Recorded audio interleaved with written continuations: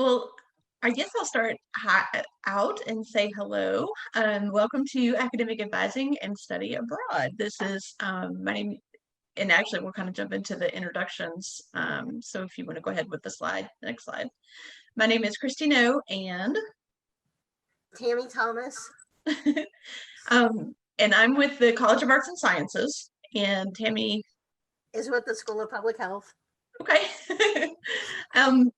And so we of course we don't represent like every college that's at UofL, and every college has its own way of kind of moving and grooving and making plans and degree plans, so they can be much more specific than what we'll do today.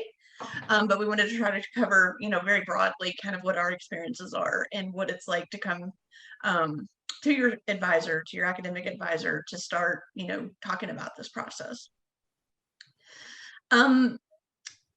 So one of some of the things that we want to kind of touch on are the benefits of studying abroad, the importance of academic planning, so the importance of thinking about this before we actually do it, and locating courses to take abroad, just kind of what to look for, and then next steps. So Tammi, I wanted to go ahead and kind of throw this out there, so instead of just reading from the PowerPoint, I wanted to kind of throw this out there. What are some of the benefits, just off the top of your head, that you know of your students having from going abroad? So our students have been able to obtain scholarships for future education endeavors because they've gone abroad. It's made them more competitive to go on to either graduate school or professional schools, med school, dental school, ophthalmology school, PT school. They've been able to get ahead because they have a broader worldview. And so those are the two big benefits that our students have seen as a result of study abroad.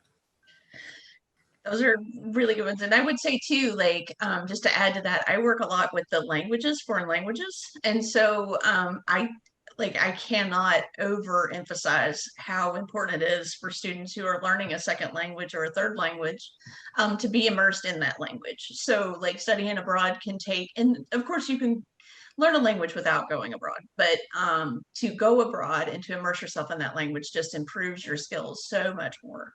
And you get a lot of subtlety in language that you wouldn't necessarily get in a typical classroom setting. So there are just numerous benefits with that. And then just thinking about, like, making yourself a well-rounded worldview, having a well-rounded worldview really does appeal to a lot of employers, because a lot of employers are multinational operations. So there's the potential of working with people from all over the place. So it is good to be abroad and see the world in that way.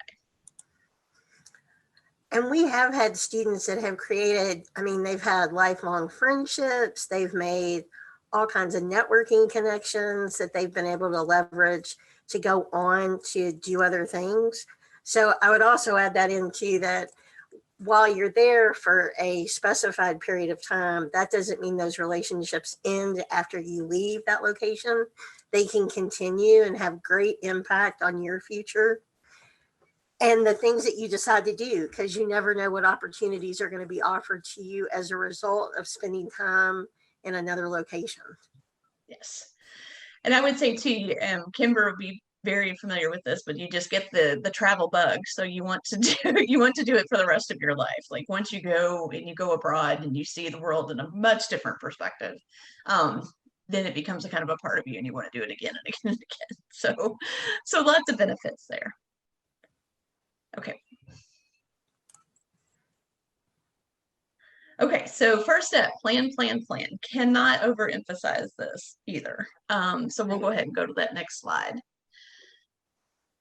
Some of the things that, when we were thinking about putting this together, some of the things that we were really kind of thinking about was, start thinking about when you want to study abroad, which when you're a freshman, sophomore, like that's a little harder to conceptualize.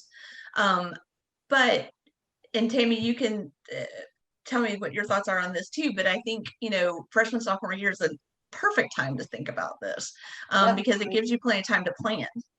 I agree. If the sooner you start, the more likely you are to actually follow through with it and have a plan how to finance it, where you're going, what the time period looks like.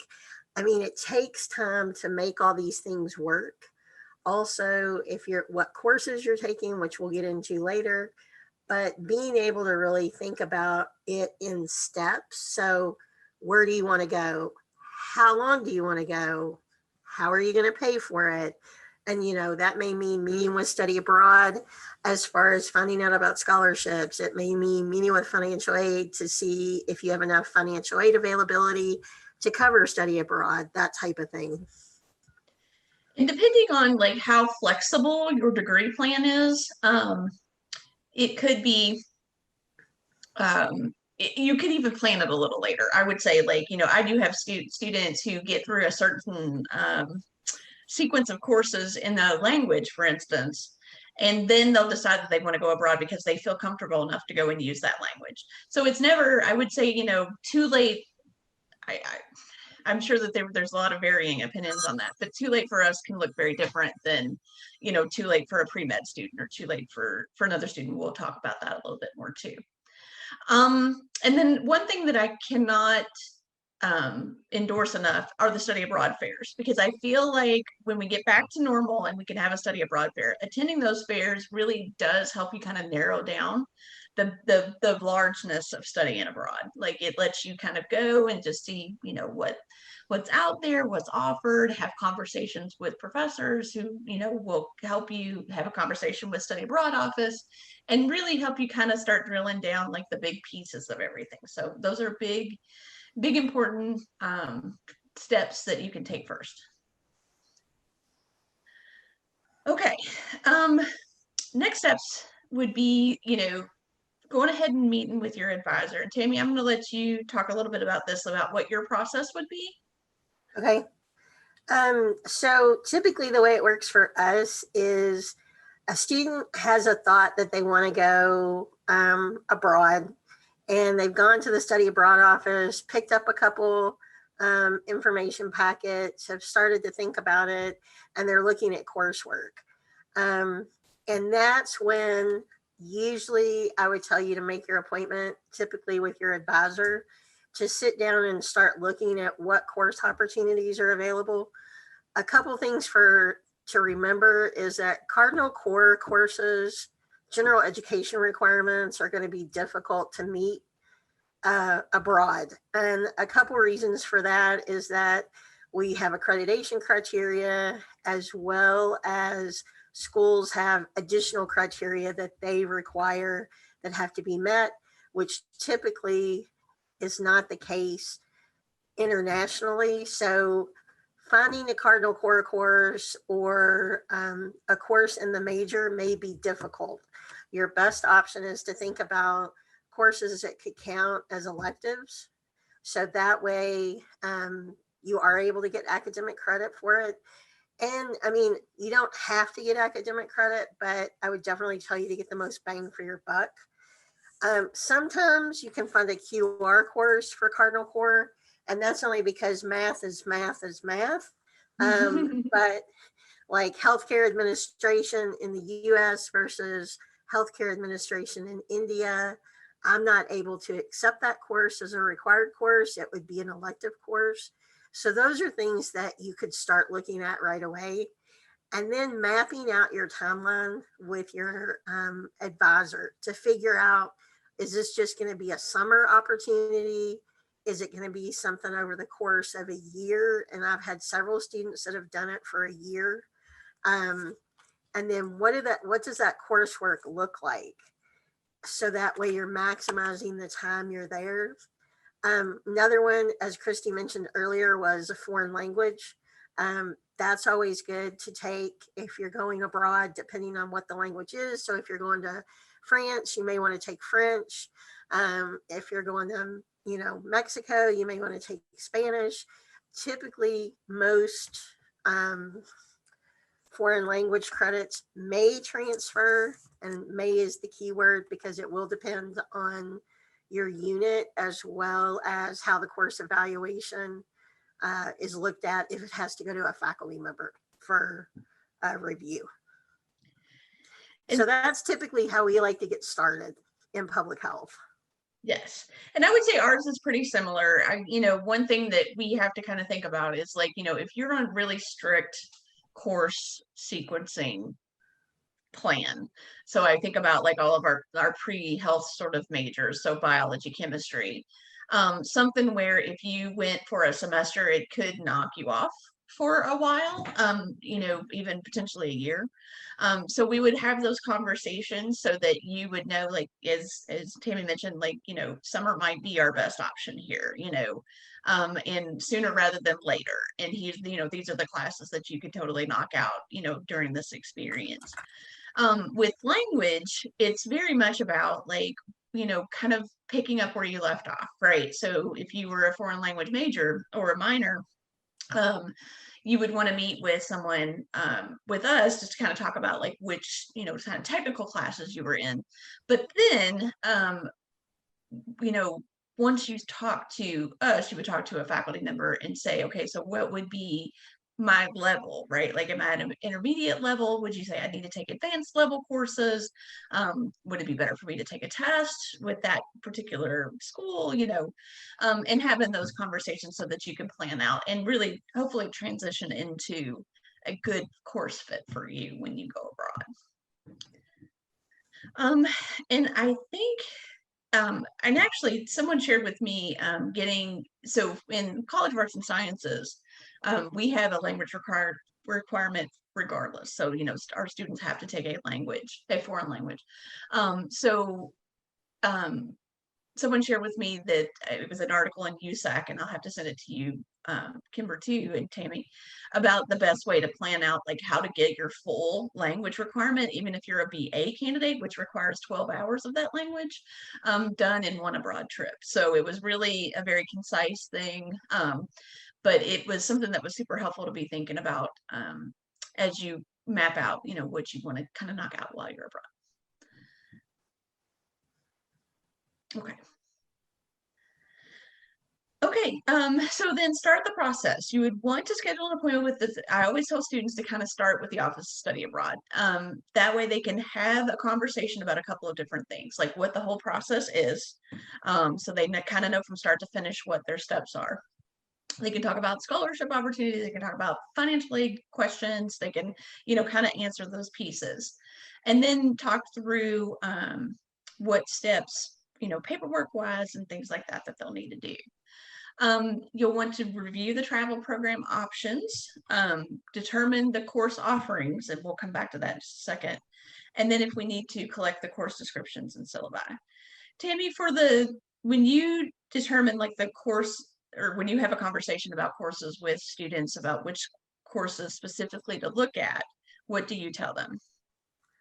Well, what I try to do is, of course, anything that has health in the name is usually helpful first. And some of them, of course, we go through and pare down and really look at them to see, okay, is this public health oriented or is this more medicine oriented? And if it's more medicine oriented, I mean, there's nothing that says a student can't take that. If they understand it, most likely will count as an elective. And then looking at number of credit hours, it's really hard when you take a 1 credit hour class, because at some point you're going to have to play catch up and find 2 more credit hours. So Yeah. looking at those options, because they have 1 hour classes, a yoga class, and as I tell them, that's great, but you really need to try to find something else so that you can find those other 2 credit hours. So that way it's a 3 credit hour course load, or 6 credit hours, and try to make sure that you don't come back with an odd number of credits, because then you are probably going to have to take an additional course. And we can alleviate that up front if we look at the course credit hours. And sometimes I'll just, sit down with a student and say, I wouldn't recommend this because of the number of credit hours, or if you can find a 2 credit hour class, then that would be good. But then looking at the content, and what the course descriptions are. And then if we find some that we think are applicable, I'll have the student either request the syllabi, either from if the instructor is reachable or from the agency so that we can sit down and go through it and then determine if it's going to adequately address if a student has a particular area of interest or something like that, or if it requires a skill set that they may not have, which we've had a couple of those courses come up, that they wanted, for instance, a highly quantitative student, that had that background, and that particular student didn't have that, or they needed research skills and they didn't have that. So really trying to go through and make sure that the course fits the student, and then determining how it fits back into the program. Yes. And I would say too, like with our majors, getting back to, just looking for health in the title, like look for those courses that, if you were a political science major, politics in Latin America, that's Right. going to be pretty solidly something that we can work with. It's a little harder for the hard sciences, I will say, because our science tracks and our science sequencing can be a little different than what's, available abroad. But some other majors are very, very flexible. And then again, going back to the electives core. So if you've got a core of electives that you can take in your discipline or even outside of your discipline that are electives to get you to your degree, those very much can be looked at through, just kind of determining what the course offerings are, and based off where you want to go. And another point, Christy, is the student. I mean, a lot of times students will come in and say, well, it's okay. I don't mind taking extra credit hours. And that helps us too, because if they're okay and say the degree program is 120 hours, and they're fine with taking additional coursework, that helps us be a little bit more flexible. Because then we don't have to be so rigid about trying to fit it perfectly into the academic plan. It can just automatically fall into the elective category. And at that point, whether it's 300 level and above, becomes the most important thing if they need those credit hours. So that's something else that we've had several students who have taken more than they needed just because they wanted the study abroad experience. So that they could cover, like, make sure that everything was covered. Yes. Gotcha. And I think, actually, we'll go ahead and move on to the next slide because I think we kind of addressed everything. Okay. And I think this actually kind of covers a little bit more of what we were just saying in the last one. So I think we kind of covered this a little bit.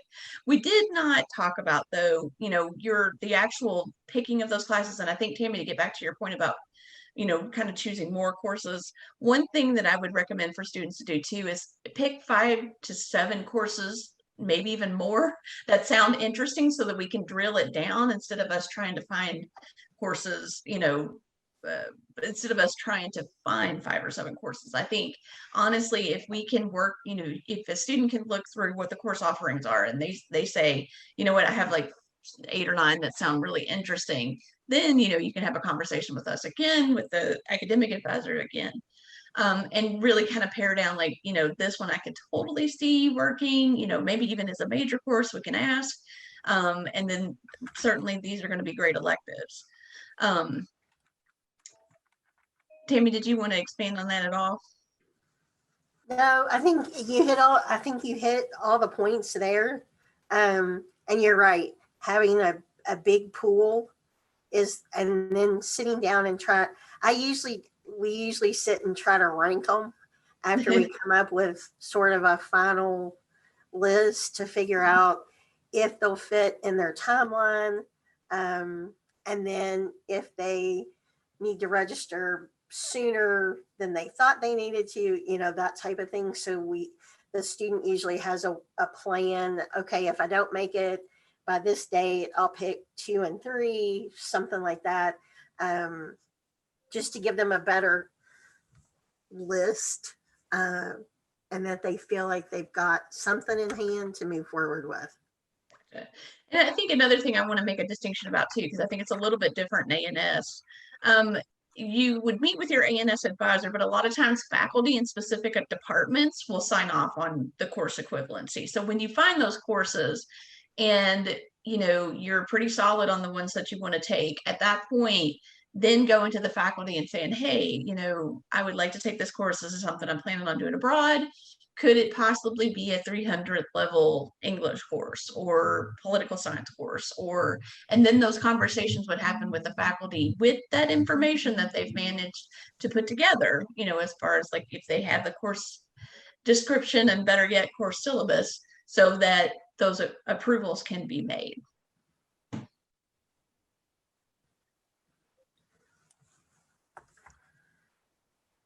Okay. Tammi? Yes. Okay. So the next steps, after you figure out, I want to say, have a plan about your coursework, then you need to really start thinking about how you're going to pay for the experience. And you need to take a lot of things into consideration as far as coming up with the actual cost and then how that's going to be paid for. So really creating a budget as to how much you think the trip will cost, including airfare, visas, shots, if you're going to do weekend travel, where your lodging is going to be, if it's going to be at a particular institution, if you're going to stay at a hostel, if you're going to stay with, maybe there's a friend or a family member that lives in that particular area, and food, and just, you need to really come up with an all-encompassing budget. And then at that point, start looking at scholarships and meeting with the financial aid office and figuring out how this would impact your financial aid. A lot of times there's some financial aid available, or if you use your financial aid, it may decrease your financial aid when you get back. Those are all things that you need to make sure that you're aware of before you decide to do this. We had several students that did a lot of fundraising to go abroad. I mean, they did everything from, and they made quite a bit of money. They sold cookies, they sold candy. It was great. They raised quite a bit. And then looking for all the scholarships that you possibly can find, also checking with your department to see if they offer any study abroad scholarships or travel scholarships that students can apply for. And then working with the study abroad office to complete all your required paperwork, and then meeting the deadlines of that paperwork. If you get behind on the deadlines, it could jeopardize actually leaving for your trip. So the deadlines become extremely important. And then there's a course certification sheet that the study abroad office will give you. And that is outlining the courses you plan on taking and the course equivalencies at the university in your academic program, or if they're electives. So those are things that you need to consider. Christy, is there anything that you would add to that?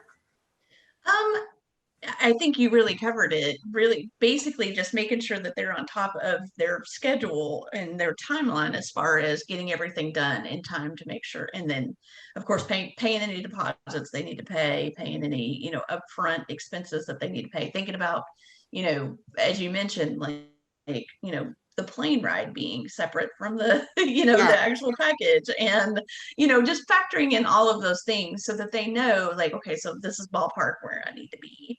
And then of course just staying on top of the paperwork and the requirements of the study abroad office to make sure everything's in order there.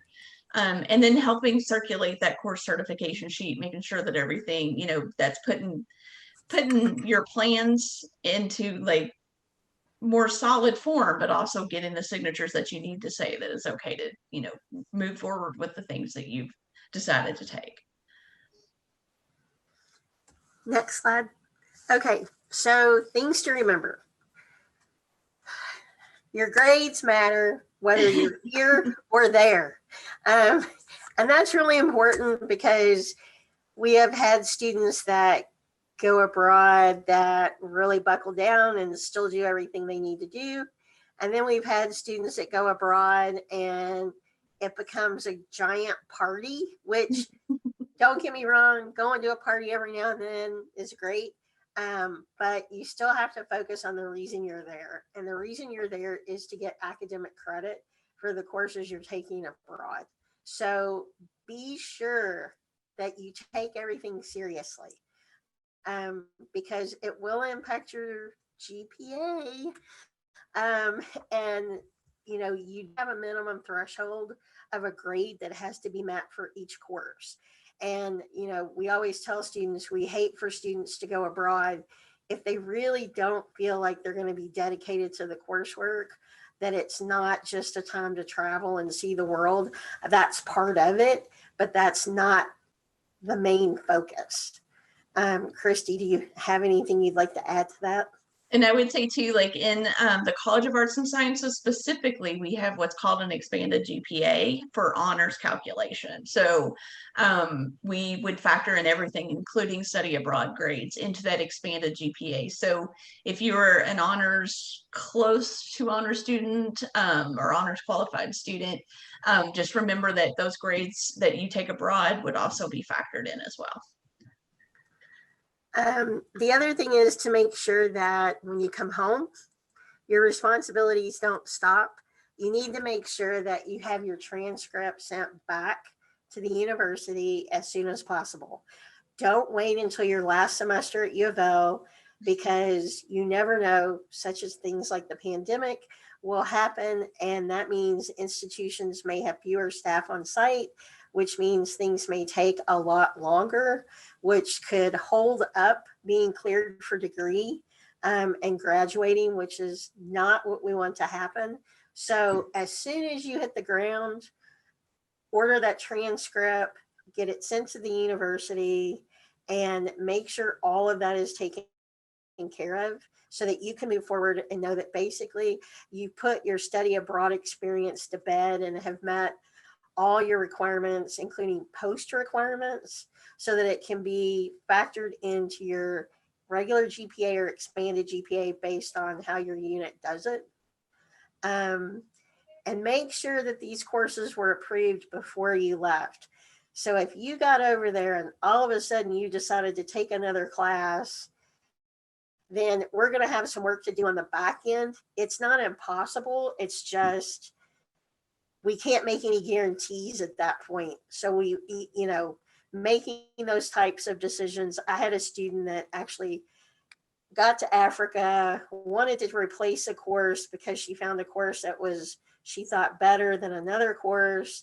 She actually WhatsApped me in the middle of the night and we talked about it, went through it, and then updated her paperwork so that she could take that course, and she didn't register for the other course. So, we know things happen, but again, no matter what, the best thing to do is communicate with your academic advisor, because in the end, they are the ones that you're going to have to work with when you're getting ready to graduate and make sure you've met all your degree requirements. And even if that means you don't want to call, but you can email, you can, if you've got their phone number, you can text, whatever the communication method is, but we all still need to be updated. Yes. And I would say this too, schools abroad are like US schools in some ways. Classes do get canceled. So sometimes it's out of your control. So we'll do the best we can. Just, as Tammi mentioned, like communicating is key. Like if you, because panic button always gets set, right? Like when you get there and there's like 4 classes that you really, really were dedicated to, and you can't take those anymore because they've all been canceled. Don't worry, we'll try to look through, they'll give you a series of classes that will be will be available, and then we'll just kind of work through it from there and see how we can make them fit. If we can't, we'll be honest, but we'll do what we can to make it work. Next. And we've talked about all these requirements, but ultimately we want to see you enjoy the experience, and we want you to come back, and we want to hear your stories, and we want to hear everything you did.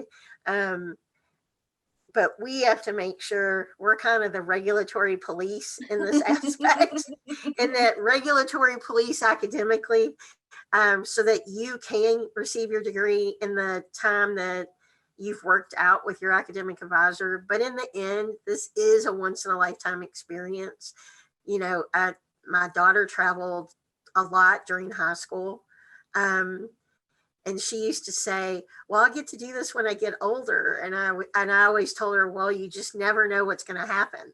You know, you get a job, you may have a boyfriend or a girlfriend or, you know, any number of things. And you just never know if this experience is going to fit into your schedule again.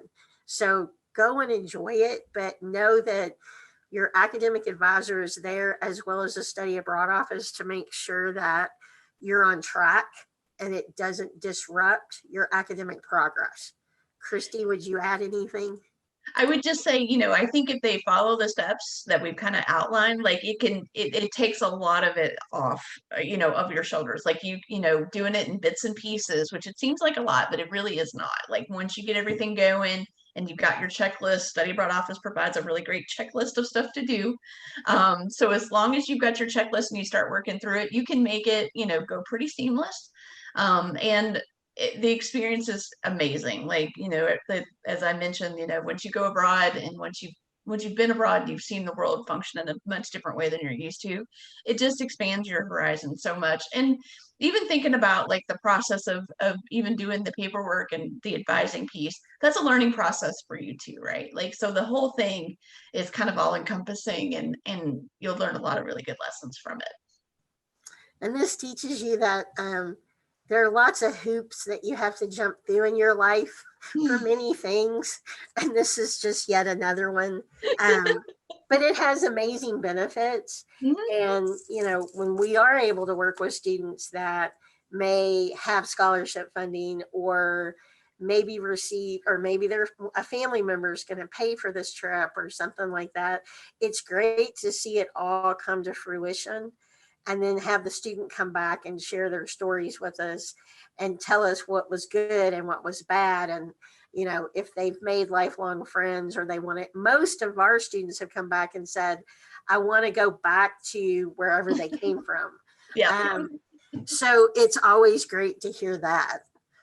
Absolutely. And I want to make one really quick plug. The College of Arts and Sciences, actually, when we get back to moving and studying abroad, we do have a photo contest every year. And every year the prizes get a lot better. So, like, take those pictures. If you go abroad, take lots of pictures, take those winning shots because there'll be no shortage of those. And don't forget to be on the lookout for that photo contest. It usually happens in the spring semester. Um, and then win some good prizes too. And that can buy you a very nice something if you win. So, Yes. and you're probably going to take photos anyway. So why not? Why not? Exactly, exactly. And it's a lot of fun. I mean, I think that the students, we actually do get a fair amount of students who enter. And I think usually the grand prize is a really nice camera. We've always gotten like a camera donation from That's awesome. yeah, so it's every year it gets a little bit more and we get a few more prizes to offer, a few more things. So it's pretty cool. And So if you have any questions, we always encourage you to contact your academic advisor, or you can reach out to us if you have questions about how to navigate the system, or you're not sure how to approach your advisor about it, or maybe you're in a program that has a really stringent curriculum and you're not sure how to navigate that. I mean, Christy's worked with quite a few students. I've worked with a dozen or so roughly over the last couple of years. It's increasing. And I'm sure we both can give you some advice that would help. But most academic advisors want to get you off on the right foot and make sure that you know what the units, if they have any special guidelines or anything like that in place right away so that you can meet those, or if you need to meet with a program director first, because there may be no wiggle room in the curriculum or something of that nature. So that way you have all your information up front when you're making these decisions.